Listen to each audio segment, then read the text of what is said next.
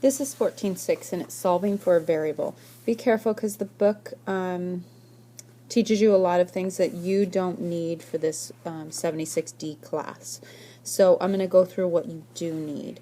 One thing before we start, I want to show you, I'm not sure what you remember from previous classes, but I want to show you a little trick. If I have 5/3 divided by 4 over x, and I wanted to solve for x, a good trick for this is called the cross product. I can multiply across and set them equal to each other. And this would be the same thing for solving with inverse operations. Sometimes when there's a variable as a denominator, students tend to get stuck because they don't know what to do with it, because you can't just multiply by a 4. So if I multiply across, I have 4 times 3, so that's 12. And I have 5 times x, which is 5x. So then if I solve, that way it's easier for me to solve. I can see that I can just divide by 5, and that way I get x equals 12/5. So that cross product is kind of a nice little trick, and that will come into play for this section.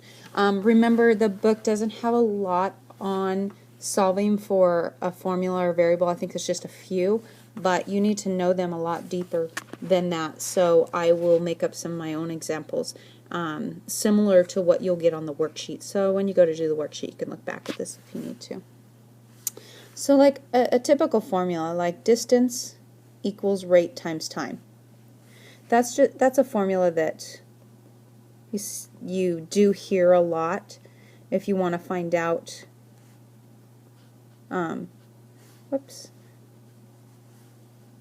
if you want to find out how long it's going to take you to get somewhere, or how many miles it is, if you know how far you can cover if you drive at a certain rate. Sometimes you're just looking for t though. So maybe you're looking for the time. Maybe the time is your unknown. Maybe you know that your aunt's house is 100 miles away. You know that it's on the freeway, so that's 60 miles an hour, but you don't know t. You could sit there and solve for this, okay? Oops. You could sit there and solve for this and get an answer, and it'll tell you how long it's going to take, okay? Whatever this is in time. But also, a lot of times, if you're doing this over and over, you want a formula where it's solved for t already. That's what this section is all about. What if you have an equation and you want to rewrite that equation so it's solved for a certain variable? Okay, so we want to rewrite this so that t, it says t equals. Right now it's solved for d, but we want it solved for t. So you look at the side of the equation where it's solved for the variable that you're wishing. So we're going to go, this would be the directions. Solve for the variable t. Okay, so we know that r and t are connected to each other through multiplication. So that means this is an equation, so I have to use my inverse operations. The opposite of times is divide. So I'm going to divide both sides by r. That way my r moves off of the right, and I get a t on the right side. Over on the left side, I still have d over r, so that's my answer. So I solved it for t because solving it means that your variable is the only thing on that side. And it doesn't matter if you write it like this, t equals d over r, or if you write it like the previous one that I wrote. It doesn't matter which one you do. They're both solved for t. Okay? So let's look at a bunch of different ones. When you're solving these, you have to think back to your inverse operations. To get things off of one side of an equation, you always got to think about how is it connected to something. I've got to do the opposite. So keep that opposite thing in your mind. So if I have a equals b times h over 2, and I asked you to solve it for b. Well, if I take a look at this, B is right here, so that's the one I want by itself. But I have an h and a 2, so I've got to get rid of the 2 first. I've got to get rid of that fraction first. So b and h are being divided by 2. So the opposite of divide is multiply. So I can multiply both sides by 2, and that will cancel out that divided by 2. So what's left is b and h on the right, and over on the left side I have 2 times a. And I just rewrite it like that. So I'm a lot closer now. I still haven't solved for b because I still have that h connected to the b. So now the b and the h are connected through multiplication. So I'm going to divide by h so that I can get b by itself. So my answer is 2a over h. Now I solved for b. Another example is n times capital R times capital T over v. And I'm solving for v this time. Oops, I don't have an equation though. What was my equation? Let's not do that example because obviously I didn't write down what I was going to solve for or what it equaled. And I don't want to look back right now and figure that out. So let's go to the next one. How about if I have s equals 2 times pi times r times h plus pi times r squared. And I'm solving for h. This one looks like a nightmare when you first look at it. It's not as bad as it looks. Okay, so this is the letter that I'm solving for. So I know I have to do all of my add and subtract first. So you're going, if you think about that order of operations, this is an equation, so you're going up through that. So I have to do my add and subtract first, then multiply and divide. So I can see that this whole thing is added to this. So I'm just going to subtract the whole thing at once. It looks ugly. It's not as bad as it looks though. I subtracted off this side. I have 2 pi RH equals, and I can't really subtract those because they're not like terms, so I just write them as s minus that pi r squared. Okay, so I'm still trying to get h by itself. Well, you should ask yourself, how is h connected to all the rest? Well, it's connected by multiplication to all of them. So I can get rid of all of them at the same time by dividing by them. That's why this problem isn't as bad as it looks.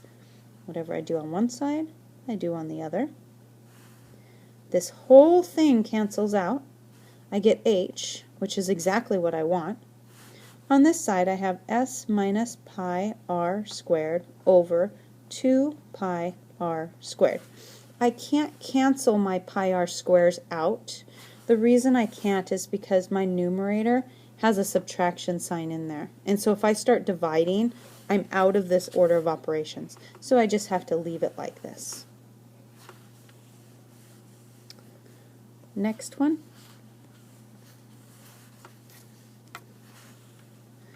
is a plus b over 8 equals 10. So on this one, I'm going to go ahead and try that strategy I taught you at the beginning. Okay, so I'm going to put a 1 underneath the 10. Oh, what am I solving for? Solve for b. So this is what I'm solving for. So I'm going to put a 1 underneath the 10. The reason why I'm doing that is if you think back to when I showed you that 5/3 equals 4 over x, and I said multiply across, I'm going to do that. So I'm going to multiply these two. It doesn't matter which side you start on either. So a plus b times 1 is a plus b. I love this method because it's quick. 8 times 10 is 80. It just makes something ugly look so much more doable. So now again, I'm solving for b. So how is the a connected to the b? It's connected to the b through addition. So I'm going to subtract a from each side. That leaves me with b equals, it doesn't matter if you write negative a plus 80 or 80 minus a. What matters is that minus goes with that a. And then you're through. So the next one, AB plus BC equals M, and I'm solving for C. Okay? So think about this. Remember we talked about terms and bubbling them? Think about that as two bubbles. Okay? I'm solving for C, so I want to get rid of this AB. That AB is connected to the BC through addition, so I'm going to subtract AB off. They always look so ugly when they have so many letters and you go, I don't know where to start. Think about them as bubbles. I pop the bubble, I get BC equals M minus AB. Then I'm still, let's see, what are we solving for? I always forget. I'm still solving for C. So B and C are connected to each other through multiplication. So the opposite of multiply is divide. And I want to divide this whole thing. This is huge. The whole thing by B, not just one. So I get C equals M minus AB divided by B. Now I cannot cancel these two out. Okay? I'm going to undo that so you don't look at the notes later and think you can. I cannot cancel those two out. The reason I can't, if it was all multiplication up there, I totally could. But because my numerator has subtraction, I can't, because that's going backwards through the order of operations, and that will be out of the order. Okay? So here's the next one. Let's see. I tried to pick ones out of that were similar to the question bank. The question bank, I haven't really talked about that yet, and I need to send an email out. The question bank, actually, you have access to, and it gives you examples of what's going to be on the final. Okay, so I tried to pick one similar. Solve for M. Okay, so this time I'm solving for M. Okay, how is, and then I want to look at, let's see, let me change colors. I want to look at this big fraction. I can do the same thing if I want. I could put a 1 underneath here and just crisscross multiply, which I think is the easiest. You can also, let me solve it two ways in case the other way makes more sense for you. You can also start by multiplying by 8 on each side. So I'll do it both ways. I'll finish this one first. So if I multiply by 8 on each side, I get 8a equals 2x minus m. Then I want to solve for m, so I got to get rid of this 2x, and I'm subtracting it. The reason I'm subtracting it and not adding it is that this minus goes with that m. Okay? So minus 2x. And you always catch yourself on that, because when you swipe through it like this, make sure that this is a positive and that's a negative, that they make 0. So I get 8a minus 2x equals negative m. So now I divide by negative 1, and I divide both of these by negative 1. So I get negative 8a plus 2x equals m. So again, let me solve it the other way, just so that you have two different methods. If I solve it the crisscross way, or the cross multiplication way, 8a times a, 8 is 8a, hard to say. 1 times 2x minus m is 2x minus m. I'm going to subtract the 2x off, and you can see now we're kind of in the same order that we were before on that other one. I get negative m equals 8a minus 2x, divide by negative 1, and I divide both of these by negative 1. So I get negative 8a plus 2x equals m. So the same answer, two different methods.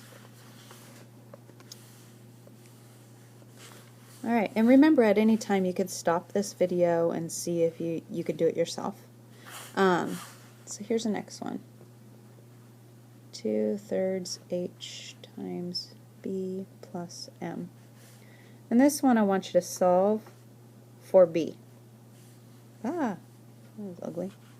For b. So here's the letter I'm solving for. Now, I want to get rid of this whole thing right here, because the other is in parentheses. The b plus m is in parentheses, so I can't really touch it yet. This whole thing, 2/3 h, is connected to this whole thing through multiplication. So I can divide the whole thing at once. Makes it easy. So these cancel out. I get a over 2/3 h equals b plus m. That was weird. Okay, so a over 2/3 h, let me look over here for a second. So a divided by 2/3 h. When you divide fractions, you flip and multiply, so that's really a times 3 halves. Put a 1 underneath here. So it's really 3a over 2.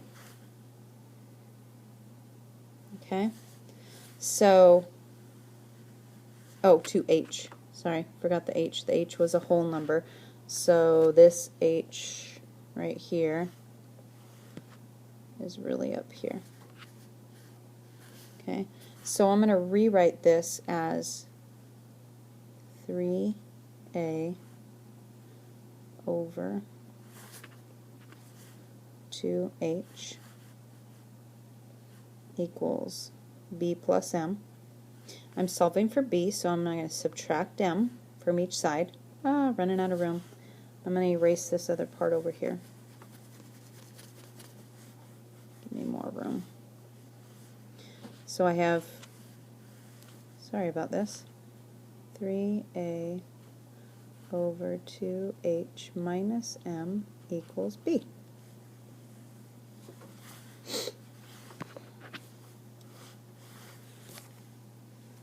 The next one, in your homework, there's ones that look like this. They have little numbers down in the corner. All that means, those are subs. So like this one is a sub 1, this is b sub 1, this is a sub 2. All it means is that they're using the letter a twice, but those are two different things. So a sub 1 is your first a sub 2 is a second a that's different.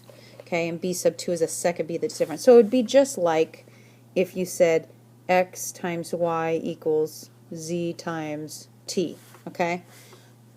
But they're trying to teach you that sometimes you have two numbers, that you can use two variables and then have different sub numbers to indicate that they're different. Okay? So if you want to rewrite it with different letters and then plug them back in, I guess you could do that. It would be kind of confusing, but you could. Okay, so solve for b sub 2. Okay, so erase all that. You're solving for this one. So it's not as, this one again, this is one of those ones where it looks, you look at it and you go, what?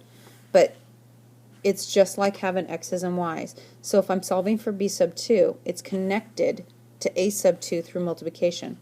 So I divide by a sub 2. That doesn't mean the 2 is multiplied. This little 2 just indicates that it's a second a. It's not an exponent. So I have a sub 1, b sub 1. Oops. Let me erase that for a second, because I already have that. So I divided by a sub 2 over there. I'm going to divide by a sub 2 here. So these a sub 2's cancel. I get a sub 1, b sub 1 divided by a sub 2. Now those a's won't cancel because they aren't the same. One is a sub 1, one is a sub 2. So then I'm finished. When you look at those on the worksheet, they can look overwhelming or confusing, and there's letters and numbers going everywhere, but they're just names of them. So a sub 1 over b sub 2 equals negative m sub 1 over m sub 2, and you're solving for m sub 2. So So we're solving for this one. So on this type, because that m sub 2 is under that line, that fraction line, I'd use my cross multiplication. That would be the easiest. Okay. Another issue that's going to come up is, where does this go? Does that belong to the m sub 1 or does it belong to the m sub 2? It doesn't matter. It belongs to one of them. Okay, so like if you had the numbers, if you had the fraction negative 2 over 3, that is the same fraction as saying negative 2 over positive 3 and positive 2 over negative 3. All three of those are the exact same. So what I would do if I saw this negative out here is I would move it to one of these. And since I'm solving for m sub 2, I'm going to take this and I'm going to move it to the m sub 1 so that it disappears with it. So I don't have to worry about it. It's not hooked to the one I'm trying to solve. I don't have to divide by negative 1 in the end. Okay? So now I'm going to cross multiply it. So those two multiplied together. Doesn't matter which one you write first. Usually they'll go alphabetical. So b sub 2, m sub 1 equals these two multiplied together, a sub 1, m sub 2. Again, don't lose what you're solving for. I'm solving for m sub 2. So now these two are connected by multiplication. So I'm going to divide by a sub 1, divide by a sub 1, and I'm writing too big today. And I get m sub 2 equals b sub 2 m sub 1 over a sub 1. And that's my final answer. And one more example before I have to go teach middle school. The bell just rang. You probably heard that. So 2a plus 4b, I just wanted to get this on the internet tonight, over a minus b equals z. So you're solving for a. Okay, so you're solving for this one. So again, I'm going to go ahead and use that cross multiplication. Except on this one, and this is important, it's z times that whole thing. So it's this, z times a minus b. So I have to think about the distributive property there. So z times a is za, z times b is minus zb. So I'm going to write that over there. So za minus zb. That's huge that you understand that this is like having it in parentheses. Okay? And I'm going to multiply the other way, and that I don't have to worry about that because it's just times 1. So 2a plus 4b. Okay, I'm going to subtract the 4b off. All these are different terms, so I have to write them differently. And now I can divide by 2. So my final answer is za minus zb minus 4b all over 2 equals a. If you need any other examples on the worksheet stepped out for you, just send me an email, or faster, text my phone, and I can do that for you. Okay, so you should be okay on the assignment.